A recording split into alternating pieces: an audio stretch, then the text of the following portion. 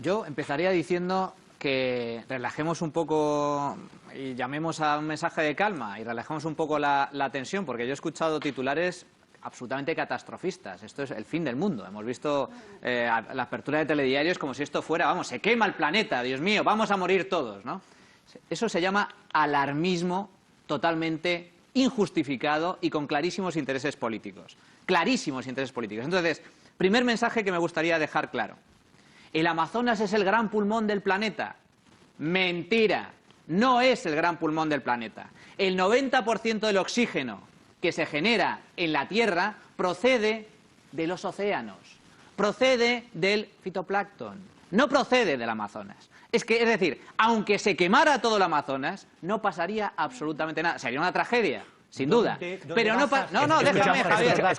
No empieces tan pronto, no empieces tan pronto. Tengo para ti de sobra, para después. Gracias por pensar en mí. Simplemente digo que, aunque se quemase todo, que sería una tragedia, cosa que yo no comparto, no afectaría en nada a la sostenibilidad ambiental de la atmósfera. Punto 1.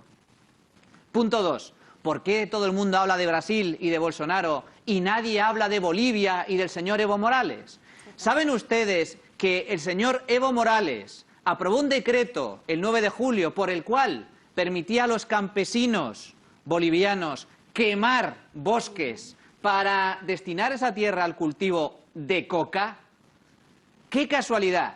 Justo semanas después de permitirse ese decreto, empieza a haber incendios en la zona amazónica de Bolivia, que posteriormente, confirmado por la NASA y otros organismos internacionales, se extiende al Brasil.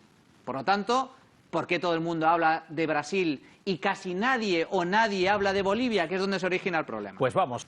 Yo creo que el ecologismo, el movimiento ecologista, en gran medida vive de las subvenciones públicas. Eso es una realidad. Eso vive del dinero del contribuyente. Y, por lo tanto, como cualquier organización, su supervivencia depende de que la sociedad y las instituciones políticas lo vean como algo imprescindible. Los partidos políticos también. Y lo vean como algo imprescindible. De ahí que muchas veces tiendan a exagerar, a tergiversar, a manipular los datos. Y yo creo que además hay mucha falacia, mucha mentira. ¿Pero incluido la merma de los presupuestos? No, eso es evidente que se ha reducido, porque yo creo que una de las políticas y promesas de Bolsonaro era eliminar o reducir de forma drástica las subvenciones que van directamente a mantener chiringuitos de ecologistas con claras motivaciones políticas. Por cierto, este tipo de chiringuitos, este tipo de movimiento es generalmente, la inmensa mayoría, de izquierdas o de extrema izquierda. Y cargan contra la globalización, cargan contra el capitalismo, sin ningún tipo de fundamento, porque casualmente, y lo digo lógicamente con ironía, los países más capitalistas son precisamente los países que cuidan más del medio ambiente, que cuidan más de la naturaleza y son los más sostenibles.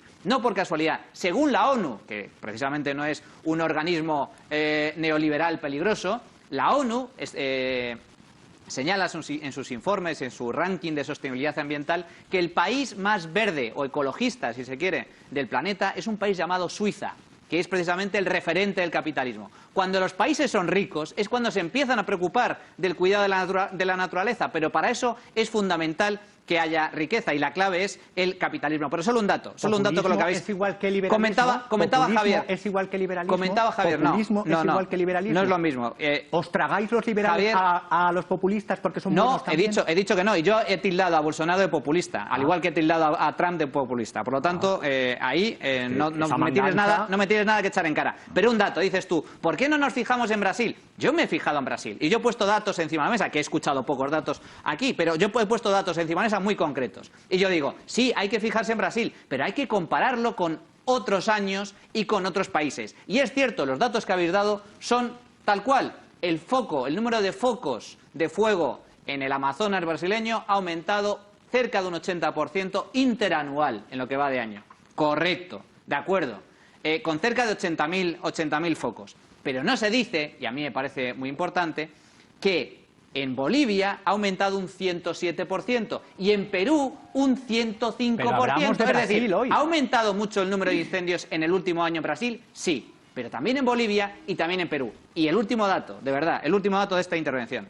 En total, se llevan contabilizados hasta ahora, según datos oficiales de los organismos brasileños, cerca de 19.000 kilómetros cuadrados de bosque amazónico quemado. 19.000. Un dato preocupante, grave, relevante. ¿Sabéis cuánta superficie forestal se quemó en el año 2005, cuando gobernaba un tal señor Lula da Silva? 160.000 kilómetros cuadrados, es decir, 10 veces más. Y no he visto ni a grandes medios de comunicación, ni a políticos, ni a activistas decir ni mu. Para terminar, en cuanto al tema de la reforestación, de verdad, a veces es necesario, creo que sería un ejercicio muy recomendable, ampliar un poco la perspectiva temporal. La masa forestal en el mundo está creciendo.